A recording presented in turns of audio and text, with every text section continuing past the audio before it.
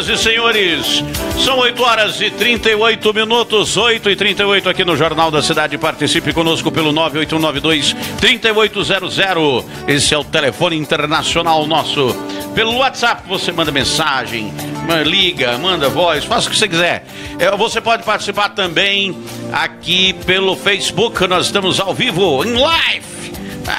Pela Rede Mundial de Computadores. Um grande abraço para todos vocês. Para o Rodrigo Afonso, que está reclamando aqui, dizendo: infelizmente o sinal da Rádio Cidade está muito ruim no distrito. Que distrito, Rodrigo? Qual Afonso? distrito?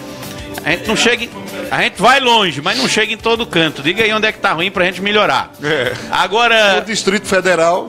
8 horas e 39 minutos. Hermano, um prazer recebê-lo aqui. Ele é diretor-presidente do IPSEM e gentilmente atendeu o nosso convite para falar sobre reforma da Previdência. Bom dia. Bom dia aos ouvintes da Rádio Esperança, Jornal da Cidade. J. Salles, Marcilon, Marta, Socorro, Orlando. Capitaneada essa equipe brilhante aí pelo nosso jornalista brilhante Arquimedes de Castro. Hermano, contra ou a favor da reforma da Previdência? Eu sou plenamente favorável. Aliás, eu acho que pecaram esses 13 anos do governo do PT, que era para se implementar uma reforma na Previdência, uma reforma tributária, uma reforma trabalhista, nada fora feito.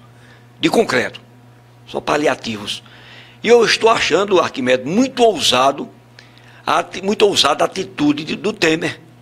Porque ele está aí para um passageiro. Poderia jogar isso empurrar com a barriga na linguagem popular e deixar que um outro eleito mais à frente, em 2018, que o faça. No entanto, ele está tendo a coragem, a ousadia de promover a reforma. Como a gente já fez a reforma trabalhista e está surtindo efeito agora positivo por demais, porque tomaram atitudes em tempo certo. E nós não podemos ficar jogando isso para outros governos sob pena de inviabilizar o sistema previdenciário do Brasil. E eu falo com muita propriedade. Fui professor de Direito Previdenciário, fui gerente executivo do INSS por longos anos, 38 anos, e eu tenho conhecimento de causa. Eu vi agora recentemente que há um déficit no sistema, no regime geral de Previdência Social, onde congrega todos os trabalhadores, que não são estatutários, servidores públicos. Lá temos 35 milhões de aposentados. É a população do Chile e do Uruguai. E lá, esse sistema previdenciário, que aliás já é observado pelo mundo inteiro, a Índia já veio observar, porque 70% a 86% são salário mínimo, chega quase 90%, é um grande, na verdade, distribuidor de renda. E tem os regimes próprios de Previdência Social, aí é o calcanhar de Aquiles. O déficit para 35 milhões chegou a 151 bilhões, e o déficit para 3 milhões e meio de servidores públicos, estaduais, federais e municipais, chega a 152 bilhões. Alguma coisa tem que ser feita, há alguma discrepância. Porque no campo dos regimes, que o povo não entende muito bem, mas tem que discernir o que é regime próprio de Previdência Social, que é o INSS, do regime estatutário, é totalmente diferente. O servidor público, ele tem a paridade e a integralidade. Ele, por exemplo, o servidor vinha ganhando algo em torno de 3, 4 mil. Ele pega um plano de carga agora em 2012, passa para 15, 16, 18 mil reais. Ele vai levar esse valor na sua integralidade. Ele não vai para a média aritmética como acontece no regime geral, que é julho de 94 até a data da entrada do requerimento. É uma média aritmética fruto das suas contribuições, diferentemente do servidor estatutário. Não há sistema previdenciário que suporte. Portanto, urge que se faça uma reforma desse sistema. Como se não bastasse, porque ele não contribuiu para receber a integralidade. Esse total, exatamente, desse lapso temporal, que é muito curto. Ele se aposentou, teve um plano de carga agora em 2012, como aconteceu no governo passado veneziano, teve um plano de carga para alguma categoria, que eu não vou citar, e ficou bem aquinhoado. Então passou de um valor X, de 6 mil, teve que ficar 18 mil. Então isso é insuportável. Não há sistema, eu falo porque, com conhecimento de causa, tirando qualquer conotação política partidária, analisando friamente, tecnicamente a coisa. O sistema previdenciário ele é contributivo. Se eu não tiver a contribuição vertida pela média ao longo desse período, eu vou inviabilizar esse sistema. Porque de onde se tira e não se repõe, a tendência é escassear. Na verdade, algumas categorias, saúde, procuradores e outros mais, receberam esses planos de cargo, mas não tem aquela contribuição ao longo do período. E o servidor estatutário, ele é protegido por lei nesse aspecto, e tem um tal da paridade e a integralidade que ele preserva o valor da outra remuneração. Então, o sistema não vai suportar. Razão pela qual se diz que tem que haver uma reforma da Previdência Social. Depois, professor Hermano, depois da reforma, quando a reforma passando no Congresso Nacional, vai ser a vez dos municípios e também dos estados. O senhor já está pensando aqui como vai ser de Campina Grande? Já tem alguma coisa planejada na cabeça? Nós teremos que fazê-la. Entretanto, não podemos anteciparmos em nada, porque não há nada de concreto. Está no campo das discussões. A proposta inicial, originária, leva para 39 anos de contribuição. 49 anos, isso é um exagero. Ela tem que existir sim, mas não nesse patamar. Não é? O homem 65 anos já o é. A mulher 60, vai para 62. Tem que ser de forma gradual, não pode ser de forma assim abrupta, porque você termina matando o paciente com a medicação. Então vai de forma gradual, porque como se não bastasse, diante daquilo que eu disse agora e afirmei, a necessidade imperiosa da reforma previdenciária, tem outros fatores determinantes, e esses se fazem presente hoje no Brasil. A expectativa de vida cresceu muito. Nos anos 40 era 42 anos, hoje nós estamos com 73 anos. A taxa de natalidade caiu, pouca gente no mercado. A taxa de mortalidade caiu. A crise política socioeconômica que abate sobre a nação brasileira é profunda. Então esses fatores são determinantes para se promover a reforma previdenciária. E por que tem tanta polêmica nisso? O senhor concorda quando o Michel Temer disse que tem um viés ideológico, partidário na discussão, que a discussão não é técnica? Há muita coisa, eu acho que 90% é com politicagem no meio. Briga por problemas, puxando para o seu partido X. Isso não era para ter, era para ser analisado por técnicos. Números é que definem a reforma. Que coisas que você contra faz no argumento. Você tem que argumentar com fatos concretos. Mas vem pessoas que às vezes não têm nem noção do que é Previdência Social e ficam dando suas opiniões que não tem lógica. A reforma decorre disso. E o mundo está fazendo reforma. A França fez reforma, a Espanha fez reforma, e outros países estão fazendo reforma previdenciária. E isso é dinâmico, não pode parar. Depende do momento. Mas o senhor não acha que a reforma traz algum tipo de prejuízo, de perda de direito para os trabalhadores? Invariavelmente, sim. Nunca vem trazer, numa época difícil dessa, nunca vem trazer mais benefícios. Agora vem trazer, vai se amoldar à situação econômica do país e à situação política e social em que vive o país. Nesse instante, ela poderá melhorar mais à frente. Eu vou dar um exemplo patente. Pensão, teve uma época, quando falecia um segurado, no regime geral, quando eu era gerente, que concedia benefício, era 60% do que ele ganhava na ativa. Depois foi para 80%, depois foi para 100%, agora está caindo para 80% e estão alterando agora a pensão. Vamos dar um exemplo claro, que isso é mutável, não pode ser uma coisa prego batido, ponta virada, não. A Previdência Social ela vai em função da situação em que vive o país, com sua taxa demográfica crescente, sua expectativa de vida aumentada, isso são fatores determinantes. Se a Previdência não promove essa reforma, ela inviabiliza o sistema, porque é um número muito grande aqui. Nós temos os sistemas aí dentro, os benefícios assistenciais, o amparo social, a aposentadoria rural. A área rural não verte nenhuma contribuição ao sistema. Nós temos mais de 7 milhões de aposentados. Tem o amparo social ao idoso, ao deficiente físico, também não gera nenhum recurso. Você chega na área rural, se você tem 15 anos de exercício de atividade e tem 60 anos, o homem, e a mulher 55, podem se aposentar. É muito jovem, 55 anos, para se aposentar. E isso tem que fazer uma pequena... Não pode subir lá para 70 anos, mas tem que ter um meio termo. Agora, eu tenho a impressão que o grande problema é mesmo os desvios, assim, né? Digamos, as superaposentadorias, né? Hoje tem gente já recebendo aposentadoria de 50 mil reais, não tem? Isso a gente vê, eu sou até aqui da Cagepa, aí tem que capaz com 60 mil, até com 30 e poucos, 40 mil, no serviço público do mesmo jeito, até limite constitucional eu não vejo respeitar, porque diz que foi incorporado por força de lei e tal, e isso deveria acabar. Tem que ter um limite, e aquele limite, e o limite deveria ser aquele definido, que é o do Supremo Tribunal Federal, do ministro, que você teria com o limite, mas só me engano, hoje é 35 mil reais. Mas não é. É diferente. Pessoas que incorporou por força de lei, vai levando isso, chega, quando soma tudo, chega a uma fabulosa aposentadoria. Você acha que é essa pequena... E o Supremo agora liberou, né? Você acha que é esse pequeno grupo de superaposentadorias que mais reage à reforma? Eu acho. Invariavelmente, sim. Esse. Porque é o que vai ser tocado. E é onde deve se buscar. Porque o servidor público, eu me incluo também, que eu sou servidor público federal, concursado, a gente tem umas regalias, né, de não ingressar não ingressar no plano da média aritmética. Porque, na verdade, eu tenho que receber aquilo pelo que eu contribuí. Eu tenho que emendar com a média aritmética, somar todas as minhas contribuições para depois eu aferir o meu rendimento. Porque é isso que dá sustentabilidade ao sistema. Dá sustentabilidade ao sistema. Eu estou falando sem paixão. Estou falando tecnicamente. Tem que se promover essa reforma nesse momento. Se não fizer, e está sendo ousado em fazê-la, né? E terá, eu sei que tem muitas associações, organizações que combatem isso, mas outros governos passaram e não fizeram, né? E porque iriam naturalmente se indispor com a sociedade e não queria vender esse fator negativo, e está jogando agora para eles que vai estar com um ano só de governo aí para frente, um ano e pouco, e está fazendo, tendo a ousadia, a coragem de fazer. Porque se não fizer, entra em dificuldade. Os regimes próprios de previdência social todos passam por dificuldade. Os mais antigos, João Pessoa fez agora segregação de massa. A PBPREV fez segregação de massa. Tu sabe o que é segregação de massa? Não. É a criação. Campina Grande também está na bola da vez. Quando o sistema contributivo, ele trabalha com 4 ou mais para 4 ativos para 1 inativo, ele é suportável, ou mais. 3, ele está bom. 2, ele acende luz amarela. E 1 para 1 é quebrado.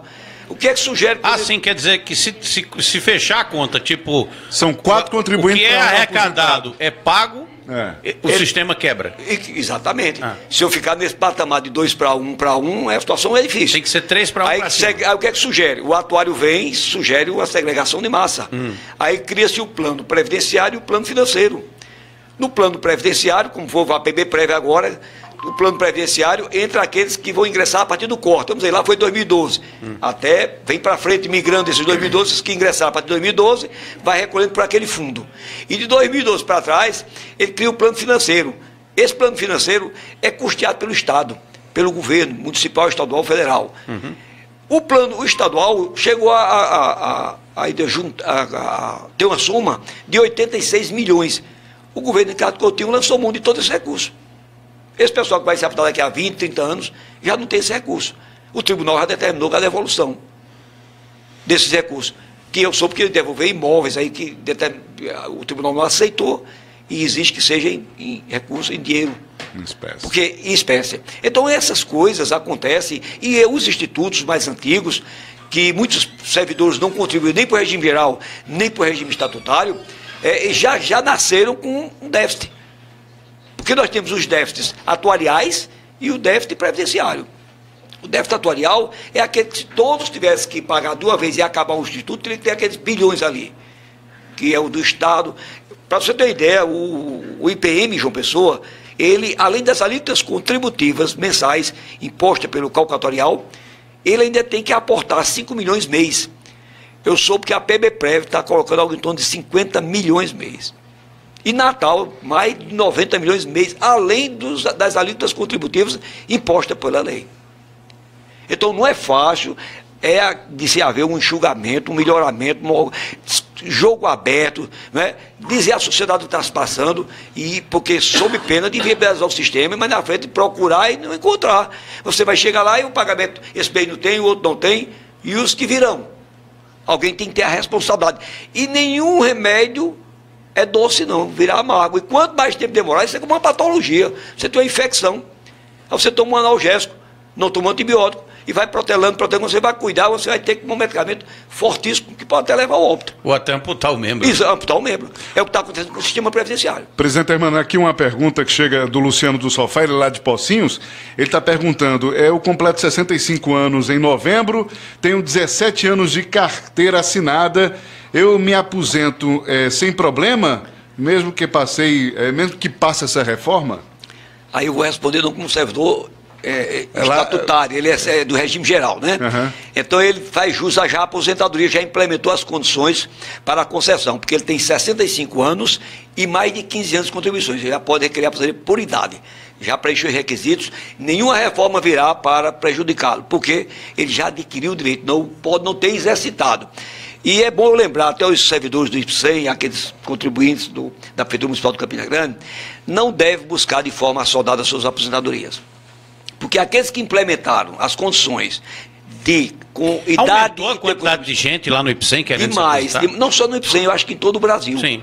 Mas lá no IPSEM aumentou? Teve um mês que nós chegamos a conceder 96 aposentadorias. O pessoal aperreado por causa dessa reforma. Preocupado, eu disse, não vos preocupeis, porque não tem que se preocupar, porque aqueles que implementaram as condições de tempo e idade vai até para prejuízo, porque você tem uma gratificação que estava recebendo, se aposentar, perde aquela gratificação. Fica com rendimento menor. É menor. Então, eu acredito que as pessoas devem ter mais cautela, prudência e não buscar de forma assodada.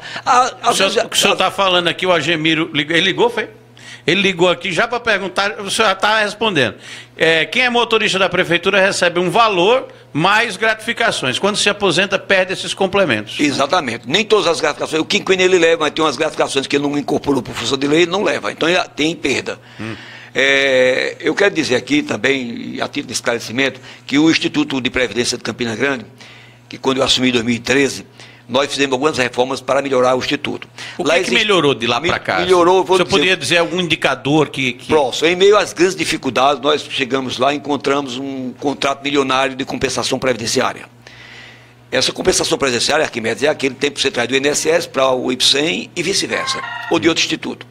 E essa compensação era uma empresa que fazia. Quando eu assumi, cortei esse contrato. Era mais de 1 milhão.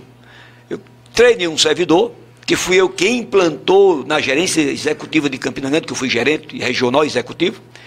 Treinei um servidor e o servidor está fazendo isso hoje, com um salário de R$ 2.000 e poucos, e nós pagávamos mais de 1 milhão.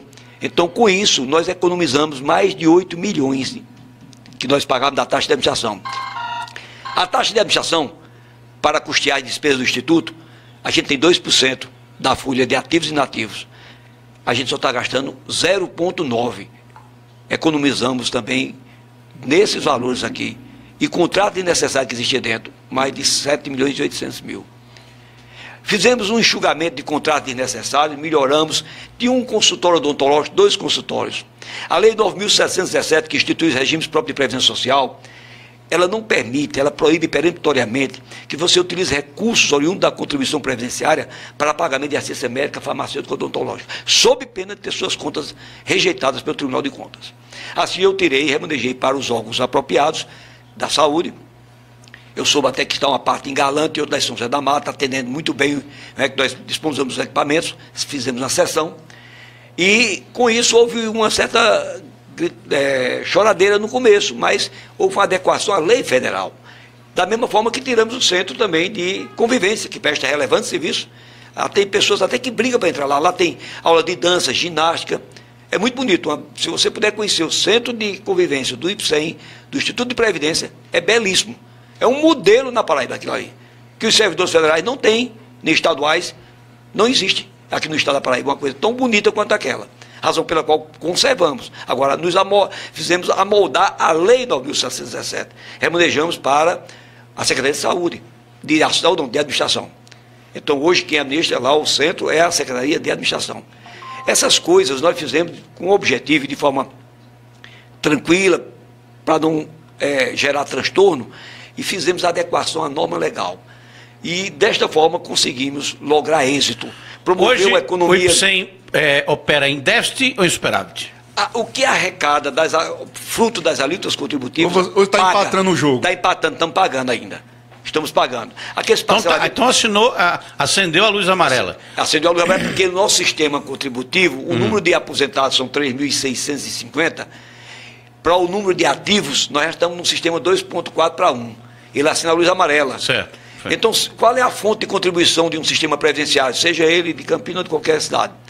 É a contribuição do servidor, patronal e o suplementar. Não tem outra fonte. Campinas tem uma fonte adicional, que é o Comprev, que nós estamos recebendo, porque os institutos também têm direito, e os aluguéis do STNIS, por exemplo. É muito pouquinho. E as reservas. Nós temos hoje ainda 24, 25 milhões de reserva e tem os juros aplicados a longo prazo. O Instituto tem suas reservas ainda. Está bem administrado, o desgoverno Romero continua preservando as reservas. Pagando dentro do mês trabalhado e tudo mais. Já pagamos este mês, no dia 25, pagamos a todos os servidores. Inclusive implantamos, que o Romero, o prefeito, eu fui até contrário, mas tecnicamente analisando, e ele mandou que estendesse aos inativos, aposentados os professores, às 30 horas. E gerou impacto de mais de 2 milhões ano. Mas tivemos que pagar, porque eles podiam também buscar invocando a paridade e a integralidade. Pagamos também agora esse mês o atrasado de janeiro do teto dos professores. Estão pagando 2 parcelas, a outra vai ser agora, implantamos já atualizado e com a diferença anterior. Quer dizer, é um esforço hercúleo para administrar em meio às grandes dificuldades. Os professores têm paridade, é isso? Tem paridade. Mas mesmo assim o senhor acha que precisa reformar para que saia da luz amarela e vá para verde? Exatamente. Seria 3 para o 4 por 1? 4 para 1 aí é administrável. E você teria, como se faria isso? Contratações. Aí vê, a crise permite? É uma situação meio complicada, né? Parece simples essa questão da Previdência, quando você vê um bannerzinho na internet, né, contra a reforma, você vai se aposentar quando morrer, isso aqui, né? Aí as pessoas embarcam, sabe, naquela coisa, sem analisar a complexidade. Você vê, a gente já trouxe aqui uns 3 ou 4 especialistas, né? E toda vez que vem alguém diz coisas aqui que a gente fica, olha, mas você tem que considerar, não é uma questão simples, nem de explicar, por quem sabe explicar, como é o professor Hermano. O presidente Hermano falou uma coisa interessante, é o seguinte, que com essa reforma não é que seus problemas acabaram, não. Né? Que para frente pode ser que exista outra situação, é isso? Exatamente, e nós promovemos, até além do mais, nós promovemos ali no Instituto de Campina Grande um enxugamento, organizando, adequando a lei federal e modificando alguns comportamentos assim que não condizia com a boa regra, e melhoramos muito até o sistema de concessão. O recadastramento, nós promovemos um recadastramento de todos os servidores que há 10 anos não se fazia, e detectamos servidores, mais de 200 mil de pessoas falecidas depositadas no banco. Ninguém tinha o controle de nada. Esses recursos retornaram aos cofres da Previdência Social. A gente teve a responsabilidade, e vamos continuar fazendo agora, porque nós temos aqui, pessoas com 100 anos, 98, eu mandei tirar no sistema 80, e vou promover um trabalho agora de visitação, para saber como estão, se estão, atualizações de endereço, porque às vezes eu fiz isso no INSS e a gente detectava muitos óbitos, que as pessoas têm a obrigação de, quando falece o segurado, comunicar a sua instituição, e aí muitos não fazem. Quando não recebendo. Quando até recebendo.